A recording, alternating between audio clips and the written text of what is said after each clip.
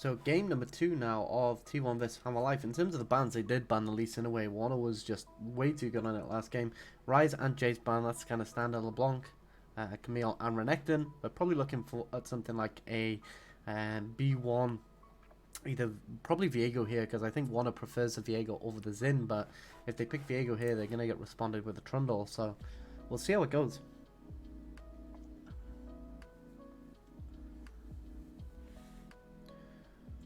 So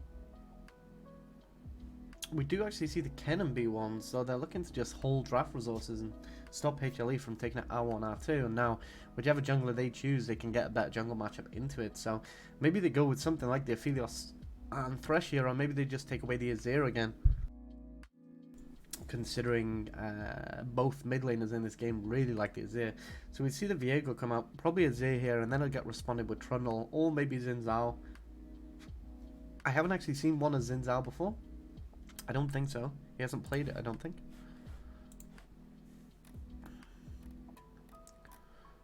So he did actually play it, never mind. So he did play it in the game against Gen G, so we'll see if he looks to pick it up. They are going to take Na here. They just want the Na into Kennen matchup again. I don't think that's too great. One of the things that you're meant to do into Kennen is just take a massive tank. So even things like Sion or Ornn would be much better there. We do get the Xin Zhao come in from T1 into the Viego matchup. And then we will, again, see the Azir come through full Faker because, you know, denies it from Chovy. Now, will Chovy look to go something like the Casting here, or will he just maybe even go something like Corki, or something like TF is a potential too. Now the thing with TF is obviously he is going to get pushed in by the Azir, but he does have that ultimate at 6 to just impact his side lanes and also help his Viego inside the jungle. So we do see the Orianna come in instead actually. I think TF would have been a good matchup there, but I think Chovy's just looking to again just farm like crazy and just win team fights. Now in terms of team fight, I mean the Orianna is not going to be able to team fight into a Kennen and an Azir, and she really needs a way to get a ball in, which Viego can do with his ultimate, but it's an execute, so not as good. We see the Kalista band out here. Maybe we see the Ashe band from T1, since they need to target kind of ADC, so Ashe and Varus would be really good bands here. Okay, so there we see the Varus. Maybe we see Ashe in the 5th ban. For the side of Hammer Life, they probably just want to ban ADCs as well. Getting rid of that Varus for the Azir Varus combo could potentially be pretty big here, but they do still have the pick potential from Xin Zhao too later on into the game, so that alongside the Kennen ultimate. Now Xin Zhao and Kennen, okay, so Hammer Life actually banned away the Ashe there, so I think for the side of T1 now, Aphelios is still open, so maybe Hammer Life look to Aphelios in R4 here. The Leona ban comes through. Yeah, so they have to take the Aphelios away from T1, otherwise T1 will just do so much here. And we will see maybe the Thresh come here too. Jinx Thresh is great, Jinx Braum is also great, and then we'll see the Thresh come for the side of Hammer Life to pair with that Aphelios, considering, you know, a lot of the supports are banned. Maybe we see a Trundle come out. That is another option here, and it will help against the kind of Braum when he looks to engage, and the Xin a little bit as well, to be fair. If he ults Xin when he jumps in, he just loses a massive amount. We see the Zilean get locked in. Okay, so this is a pick we haven't seen any other team play now. Zilean support can be very good because this Aphelios is a lane bully, so he wants to be able to bully the lane, and the fact that Jinx has her rockets isn't going to matter as much on that range advantage if Zilean is giving that movement speed boost to the Aphelios, so I think that's why they're looking to play it. Now, the thing is, the Braum is just so much more value though, because Na and Viego want to jump in, and Orianna needs to deliver a ball somehow, so if the Braum can be on kind of peel duty and use his ultimate to stop them kind of engages, it's going to be very hard for Orianna to ever get her ball in an aggressive fight. So they will potentially maybe look to use it in more of like a defensive situation, or what they'll look to do is put the Orianna ball on Viego, speed him up with Zilean, get him into the fight, and then get the ult off that way. So I mean, very interesting comps going out, and we'll see how the Zilean works into the Braum. I mean, I think T1 have a very good team here. They're kind of playing the same way as Hammer Life wanted to last game. They're just looking to get permanent push with the Azir in mid lane and then move with the Xin Zhao. in order to just win this jungle matchup with the Xin Zhao into Viego. Now, the thing with Viego is if he does get, say, a few kills early, or he does manage to get his resets in a team fight, he is going to do a massive amount of damage. But if he doesn't actually manage to get that reset off, then it's looking, you know, very, very good for the side of T1. So we will see what they look to do here. Are they going to look to get, say, a cheesy level 1 off? We do see some of them emotes come in the top of the screen, which is pretty funny, but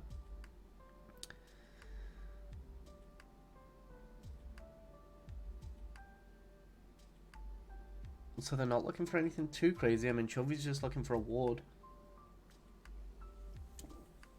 It's one of the things you can do with Orianna. You can use your Q to actually get vision in bushes. So it's one of the good things about Orianna. She never really has to face check a bush due to her Q, her ball actually giving her vision of that area. So this is one of the really, really important things to do when you are kind of playing Orianna, is to just make sure you're getting vision that, you know, you wouldn't usually get on other champions. Now, she does need to start moving into mid lane soon, though.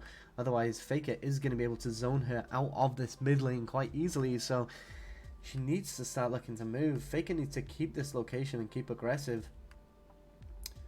But we should see Orianna struggle to get back into the lane here. So here we see, nice sidestep from Faker though to get in that advantage. Now Orianna doesn't actually have her W yet, so she can't do that much, and she's just kind of walking into the soldiers. Very aggressive play, but she does have the time warp tonic, so she can reduce kind of like a lot of the damage due to the fact that time warp tonic will give you healing instantly. Okay, so very kind of aggressive again, but Chovy's actually winning the trade so far. Now, the reason why he actually won that trade is because there were minions available for Faker to farm soon, so he didn't want to invest too much into that trade there, otherwise he would have actually lost some minions, and Chovy would have actually gained a minion advantage this early into the laning phase.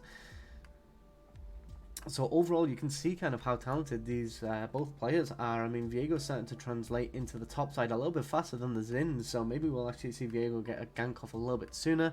I think Xin will actually, okay, we actually get that Chickens ward from Faker, which is good, and now he has a lot more aggression because at level 2, Faker, obviously Orianna can do more damage with a Q since she has W as well, but overall Azir is still going to have a massive amount of pressure due to the fact that he can use his soldiers to push the lane, and then he can use his Q to reposition his soldiers onto the Orianna and do damage, which this we can see Faker is trying to do this constantly, and this is one of the reasons why Azir is so important, because if you can time them Ws really, really well, then you can use them, you know, for so much in the laning phase, and just such a versatile champion.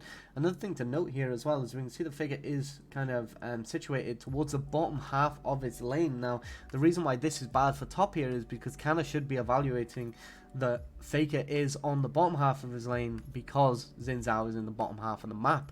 Now, the reason this is important is because how mid lane kind of positions is going to give Viego information of where the jungler is, which he can then use to, again, potentially maybe look for a opportunity on top lane. Now, Canna did actually manage to lane in a way that the Viego couldn't get on top of him, and now Xin is going to get double crab from it. So, again, very, it's kind of bad pathing from Willer in a way, but I think this is kind of bad here that Xin Zhao is walking up to try and find him when he can just go to this crab in bot side. But he did get the ward on Viego actually, so now Canna can push this in nicely.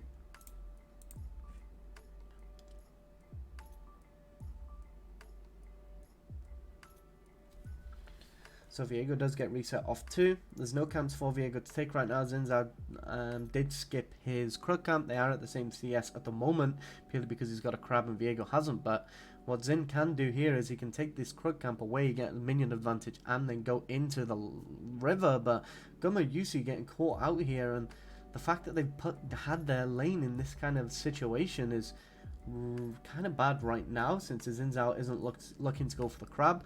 But now the important thing is that the Viego is looking to come into bot lane instead of going to crab. Actually, Zillion doesn't manage to get the double bound off on them, but this is actually going to give them the opportunity. The Braum can move with Xin now and just take control of this crab inside the river. And so we will see Keria move. since there is priority in bot lane as well, this also means that the Jinx can just reset. So Viego kind of giving up on that. And this is quite important because so far in this early game, Warner has been completely all over the map. Because now what he's going to also do is, since he's got this crab and they can't do dragon without T1 knowing, is he's probably going to look to get a gank on mid, reset, and then clear camps from top into bot into this dragon. So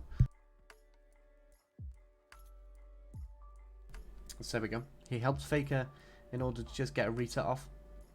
Chovy can't freeze this wave, so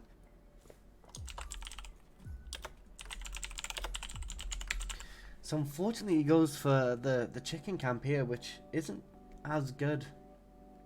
I mean, he could get chicken camp cleared topside and then get dragon cleared, but you know, this Jinx is actually coming out of base on a reset now, and she's pretty strong. So what you'd like to see is the Jinx basically stopping the Aphelios from backing, especially considering he has no mana right now, and the Xin Zhao be there in order to help stop him reset and then just take the dragon as soon as he resets. Now, I feel like this is bad because T1 are not using base timers and not synchronizing what they're doing around the map based on that.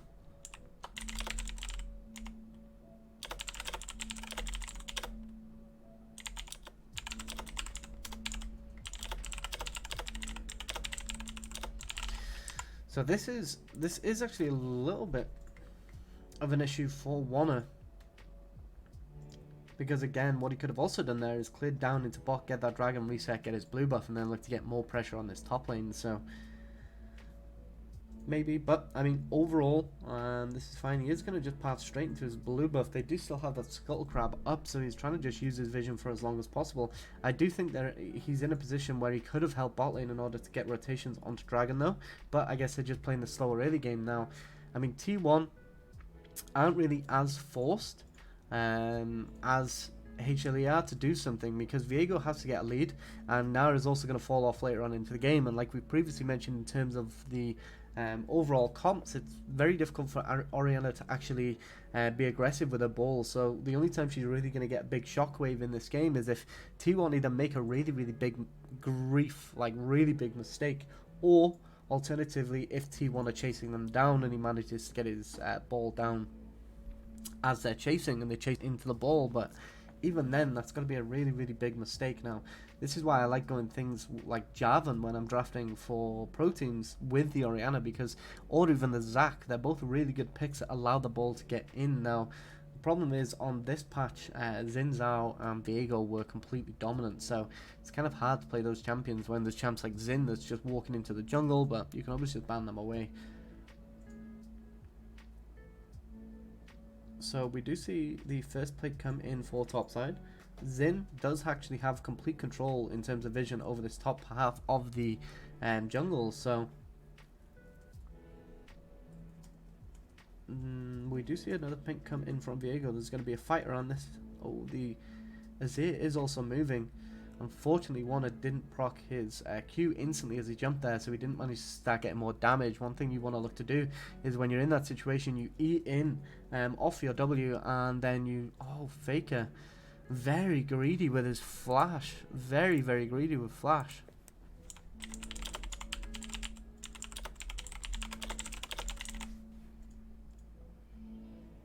And he always seems to go this blasting one first item on Azir as well, which... Again, he's just going for raw damage here, like as much damage as possible, but Orianna has her soul shoes, so she's faster than him, and she also has that penetration as well. 18 magic pen reduced early into the game is significant, so this is why the Orianna still wins that fight, because their base damage is so high. Now we do see a potential dive come in on bot lane. They do have red wire on the Aphelios, but the Jinx does have enough range that she can trade back. She does use her ultimate there as well. She does get bombed by Zillion, but it actually puts her in a position where she can potentially stay in this lane, because if Deft walks up here, he's going to get killed by her from... I mean, it wouldn't even surprise me there if she would have flashed and just rocketed him. Especially considering if you flash in range to normal auto and then rocket, it means you're going to be able to get rockets for a longer period of time as well. So here we actually see how the mid fight happened. Faker's positioning around the lane was just very aggressive, because he was looking towards going into this jungle to help his Xin. But that also allowed Orianna to get a kind of CS lead, and then as Faker was just kind of picking up on that CS that he lost Obviously, Orianna does get in with an ult. Now, he should have just flashed over the wall, to be honest, and survived, but very, very greedy with his flash there. Okay, nice shuffle into the Xin, though. And Zilean ult does come through, but she's just going to die instantly as soon as she comes back out. Does manage to trade a kill on the Xin, though. I can't believe that.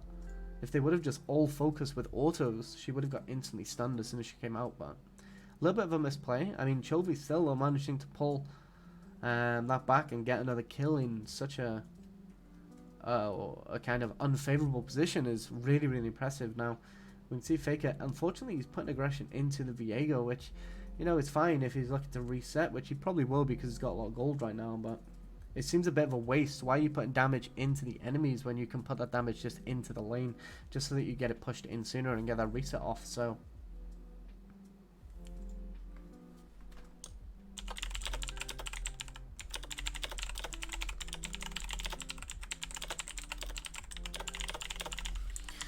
that's a very, very bad mistake, and we see this a lot in kind of pro play too, where this will happen all the time.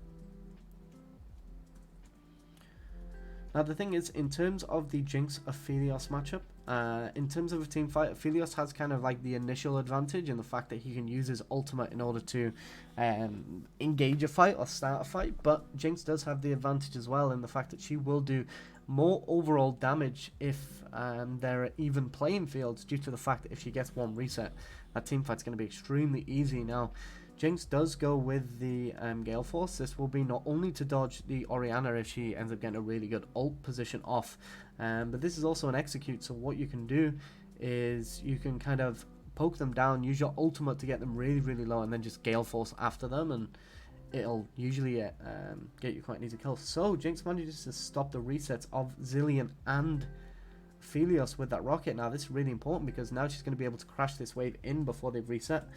It is unfortunate that her Braum has roamed off here though, because now she's going to be very, very, it's going to be very, very dangerous for her to push this wave in, but she has to do it. Now unfortunately here they're focusing top 2. Dragon is available, but there's too much of a chance of it being a Cloud Soul, and it's too risky overall. Okay, Faker's in. He's doing so much damage though. Okay, so they do leave the tower again. There's no other towers on the map that need clearing instantly, so it isn't too bad to leave this tower up right now, because the enemy team are not going to claim that first tower. And it also means that Kennen gets complete control over this lane now, because he can just crash a wave in and just take the tower whenever he really wants to. We do see the Viego here. Can Kennen just 1v2 this? It is only Zilean with the Viego. Now Zilean does have his ultimate available though, which, you know, is a bit unfortunate, but there's no real problem for the side of Kennen here though. He isn't even going to elect to push this wave in because the wave is reset anyway, so he's just going to reset and then just walk up probably. I really don't want to see him use his TP here. Okay, good, he's not. Just because if he uses TP here, he doesn't have it for the dragon. Okay, Faker does manage to catch Chovy into the Braum ult, but they just don't have enough follow-up damage in order to kill him off. One plate does go down though, and I'm pretty sure Xin got that solo plate actually. He might have been out of range, but I'm fairly certain. And now Chovy is just way too low to actually stay in this laning phase now, so Faker actually gets control of the lane very, very easily and gets to push it in. Now, still, again, I would have liked to see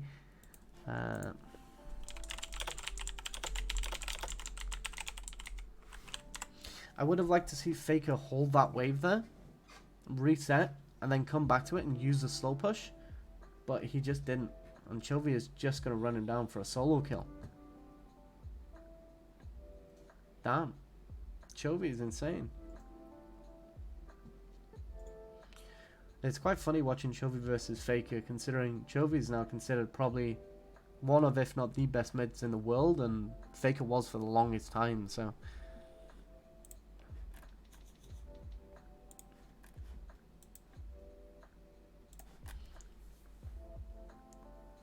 So Dragon goes over to the side of Hanwha Life.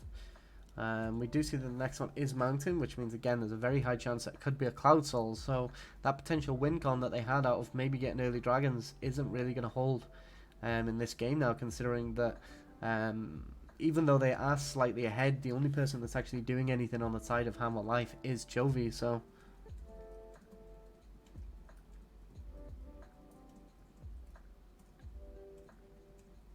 So they choose not to push. So Jinx has actually changed assignments into mid lane now. This is because her tower has gone inside the bot lane, so it's no longer safe for her to be there, since there's way too many flank opportunities. So we do see a replay of this. So Faker doesn't really respect the TP. Chovy with the instant easy comes in, gets a really, really nice ultimate off to just solo Faker. Manages to get multiple rotations of QW off, and like we previously said, he does have Merc Treads for that magic penetration, and on top of that, he did actually have his Ludens there too, I think, or maybe he got that off the kill. But either way, he does have a massive amount of penetration. Now, I am very sad to see him go an Oblivion Orb though, just because he is the main damage and he's the main AP as well. So itemizing into an item that doesn't really give that much AP and just gives grievous wounds really is really, really bad. So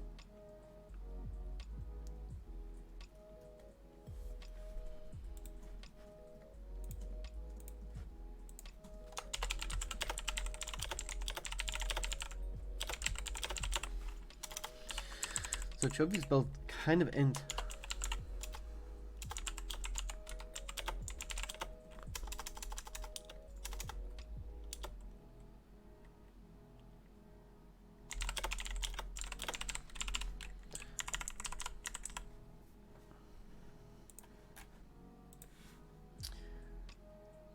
So tier 1 tower, again, doesn't really matter that much at this stage of the game.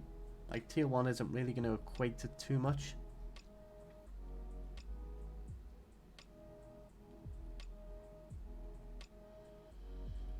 I think it's getting prio in mid lane. There's nothing really to get prio for, but just so that you can move around. Faker misses his ultimate on Chovy, and unfortunately that means that the Jinx ult goes wide as well. Actually, no, sorry, he flashed. Now, even though he did flash, I mean, Azir can still ult people even if they flash back. But again, they're just investing so much in shutting down Chovy because they know he's kind of the only one that's going to do anything on the side of Handle Life, and it's just proving very, very hard to actually kill him.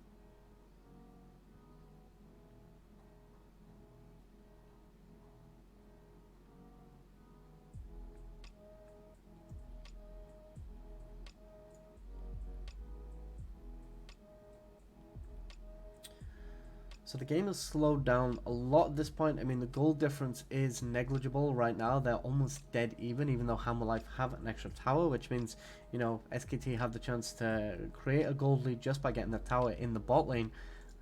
Overall, though,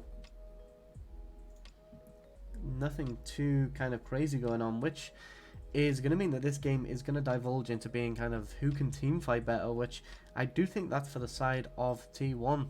The Azir Braum kind of disengage combo is massive. Now, one could argue though that like Hammer Life don't need to engage, but I mean somebody has to engage eventually, and you really want to be pulling that trigger against Azir, because if you put yourself in a good position to get Azir ulted, then the chances are that fight's going to be lost instantly. And this is kind of why Azir is so impactful. He's such an early game kind of aggressor in the laning phase, especially for his push power. And then later on into the game, he does get to this point where he does a massive amount of damage and can completely win a team fight on his own. So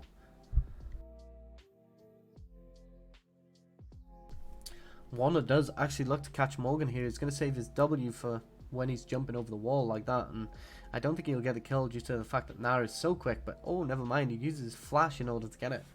Pretty clean and Xin Zhao combo there to just get the kill on Morgan. Now, Morgan already wasn't doing too hot anyway, and he's playing a pick that, you know, is very situational and a little bit of a lane bully as well, so he's going to have to look for big ults, but it's very easy for the side of T1 to actually avoid said big ults. Now, this is also the comp similar to what they ran against Damwon in the finals of the LCK.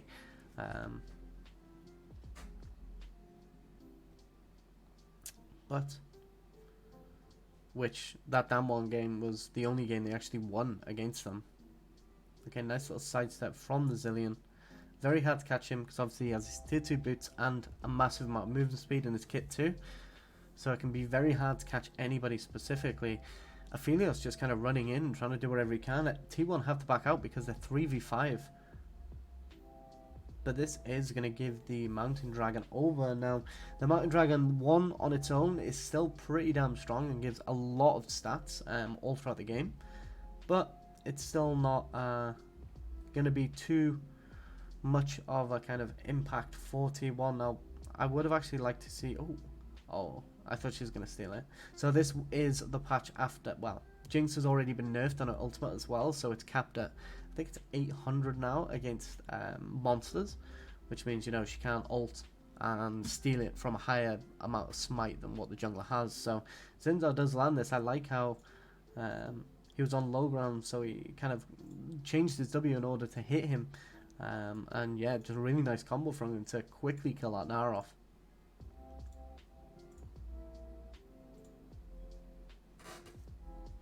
It shows that Warner does actually have a pretty good understanding of hitboxes on Zinzao. Now, Gummy usually starting to get run down by Viego, but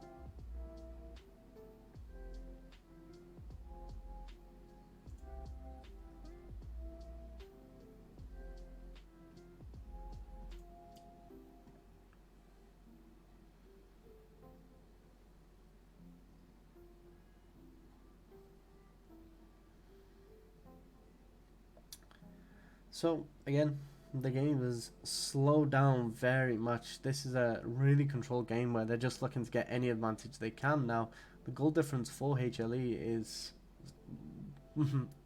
just gone actually.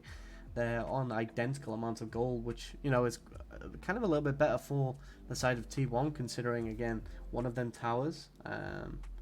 They have got mid lane tower from T1, and HLE's mid is still available. So as soon as they do get that tower, then T1 will actually get a gold lead if they just get the tower, you know, without any kind of kills or anything. So again, the Jinx is getting cute. She has got a rapid fire second. This is just going to allow her to stay out of range of the Orianna reach so that she can alter. Viego was looking to go into Wit's End, but he did change his mind, I think. So they are engaging onto Gamayusi. That Zillion speed boost is insane, as you can see, especially when he with Shurelia's, it just makes it crazy fast. You can just basically rotate it on the map whenever you want, and Zillion is incredibly powerful if you know how to play it, especially in bot lane where... Oh, okay, so a really nice pick onto Chovy here. He does use his ult, but it's not going to be enough. He is Zillion ulted though, so they need to turn instantly on death and now turn back onto Chovy. Jinx is excited in this fight though, so she's just going to go crazy. Wyler gets killed by Jinx as well. No, okay, so she didn't manage to finish that kill off, but overall still huge teamfight win for the side of T1, and this also going to get them this tower, which, like I previously mentioned, is going to actually get them an advantage. Now, if they kill this tower off fast enough, they can maybe go and kill them inside that bottom side of the jungle, but I think they're just going to take the advantage and reset, especially considering now they can spend that gold that they've earned. So we do see a 1,000 gold difference come through now for the side of T1, and they've really kind of evened out the advantage that HLE did gain. Now, HLE do have 2 dragons right now, and it is an Infernal Soul, so what we could see is T1 use this boost of gold in order to secure 4 Infernals in a row and get ridiculous amounts of AP and AD additional. Now, here we see again the ult, which Def does actually flash it away from it, but Chovy doesn't manage to. He does get locked up instantly, even using his ultimate. Faker does die, but it doesn't matter because Jinx is in the backline going crazy. Now, again, Wyler has to use his flash in order to get out of that fight, otherwise Jinx would have just killed him and then killed his team as well, so that was a nice flash from them, but overall a really good shuffle from Faker. And this is what I said previously, that Azir is a champion where if you are in a position where, you know, you can flank them, you can almost always turn a team fight just from the amount of reach that you have in your WQE ult combo. It's just crazy big.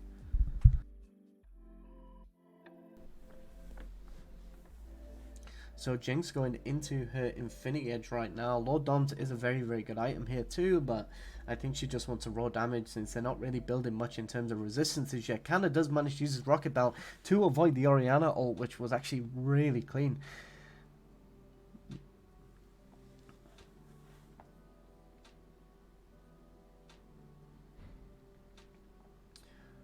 So Warner does manage to get on top of Morgan, and this could be the opportunity that Jinx needs in order to get this reset. But the Nara is about to go into Mega right now, so they do need to be a little bit careful that they don't get ulted from him. If they just play this fight slow right now and wait for Nara to drop out of his ultimate, you'll see a perfect example of why he's bad, but they're not going to do that. It doesn't really matter though, because Morgan does kind of get zoned away from the entire team, and they do so much damage onto them. This means that they can potentially look to force this dragon, but Orianna, I mean, she doesn't have her ultimate up, so Aphelios does, and Aphelios might just look to get an ult, but he gets another amazing shuffle. Faker really showing why he's so good on this champion. Now they also get to secure the dragon and just leave. There's no reason to force this fight here, but they do actually manage to catch Chovy with a Kennen ultimate, so again, his ultimate did come back up to Orianna ults in one fight. Pretty crazy, but it doesn't really matter too much. Jinx is huge. And this game is looking pretty done for the side of HLE. T1 are just going to go and take the Baron away now. Now, this is kind of one of them drafts. It's kind of like T1's pocket pick kind of draft. They get the Azir for Faker and the Jinx for Gamer and they just kind of pop off with it. Again, Warner having an amazing game here though. But here we can see that T1 are just going to secure this Baron, especially considering, again, as Azir, Azir is kind of one of them champions that does so much damage to Baron because Baron has less MR than armor, so mage champions shred them really quick, and especially mage champions that can do kind of like a lot of consistent damage. So things like Cassiopeia, Rise, Azir, very good. So here we see an amazing shuffle that just gets the Aphelios picked out, which he was going to be their main kind of facilitator of team fighting here with his ultimate. So he did die with said ultimate, and that just meant that, I mean, Chovy was out of position, does manage to get his ult off again, which does do a lot, but it's just not enough. The Hysterics coming in from the Zinzal and the E-Shield coming in for Azir means he just won't do enough damage. We also get to see from the perspective of Faker, so you can see how difficult it actually is to land a combo like this.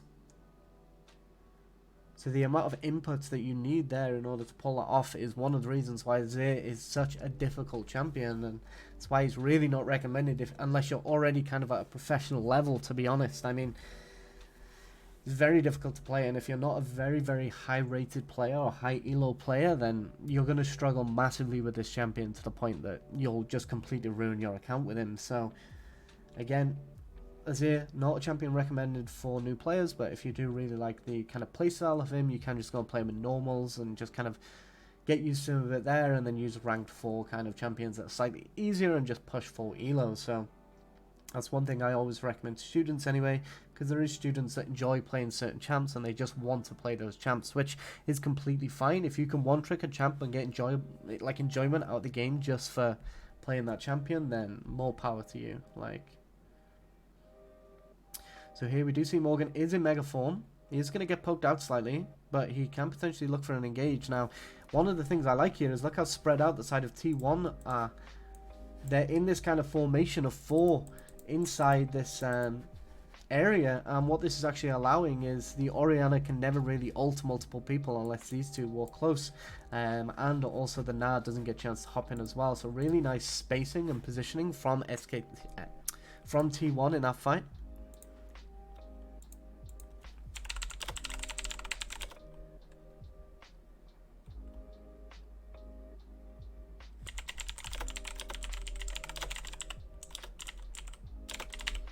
So they are just going to look to push this, and they are actually using Baron quite nicely because Azir is also pushing in mid lane right now. And he's got his passive just on the tower just behind. Oh, no, he hasn't actually used it. I think maybe he's going to look to pop this tower and then use it. I thought he already put it down. Okay, so he's not using it at all. Okay, I mean, it is on a hefty cooldown, so...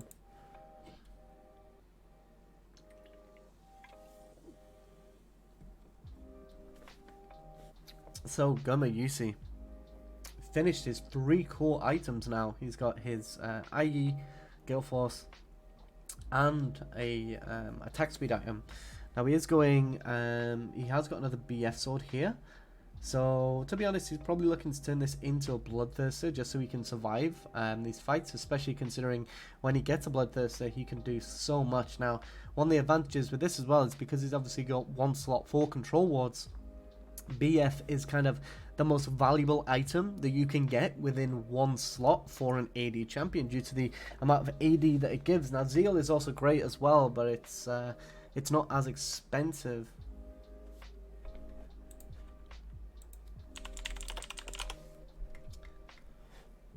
So, and also Zeal gives stats that aren't as valuable, like movement speed. You know, you don't really need it. Like, not on Jinx anyway, because once you already get that passive proc, you get more than enough movement speed. So, BF in a single slot, it uses the most of your gold, and it gives you the most stats. So now we're actually going to go for this dragon again, which again, they're playing this kind of dragon game really, really smart, allowing kind of Hanwha to get the first two and then just hammering it home. So smart dragon play for sure.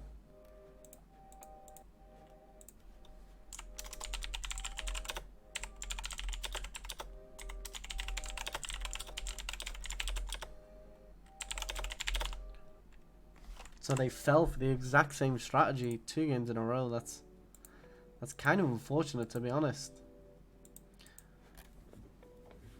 But this game's now at 31 minutes. I mean, it is kind of dragging on, and you know, when you are kind of dragging... Oh, so Jinx actually went into Stormrazor. I really like Stormrazor as an item. But it's just usually very, very difficult to build later on into the game. So I guess because he's so big, it doesn't really matter. So now he's got so much damage because he's got an extra BF item. I think Bloodthirster would have still been good here, don't get me wrong, but I love seeing some Stormrazors.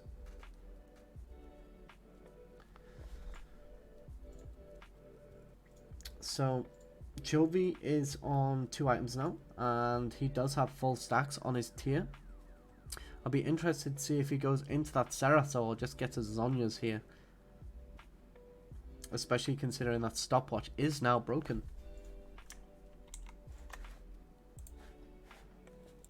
So Wit's End for Viego. That's going to reduce a lot of the damage from the Kennen and the Azir, but it's not going to be enough because in this kind of game, even if you build MR, the Jinx is just going to shred you. So we can see from this top side of the map, we've got so much MR in these items. We've got 2 more MR items here. That's it. Bottom side don't have any kind of resistances whatsoever, but we can see that because they've had to invest into MR because Kennen and Azir are such a problem, Gummy Yusi is now going to do so much damage on this Jinx. It's actually unreal. Especially considering he can use his Q from so far away. Now, I would like to see them now push this mid lane out and maybe look to try and steal this blue buff away for the Jinx. If they do manage to get blue buff on the Jinx, that's going to be absolutely huge.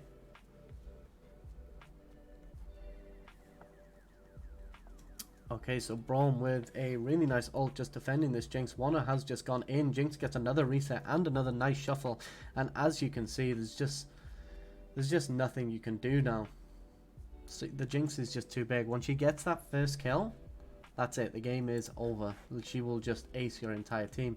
And now there's another really big advantage to Jinx as well, is she gets excited off everything, including towers. So they're going to pop this tower right now. She's going to get excited off it, get the inhib, and then she's going to use that in order to push the base in too. So if you get aced against a Jinx, like this is very, very common, and this is going to happen where, you know, she's just going to completely take out your entire base. So this was game 2. Let's go on to game 3. This is pretty interesting. Really good game from T1. One sec.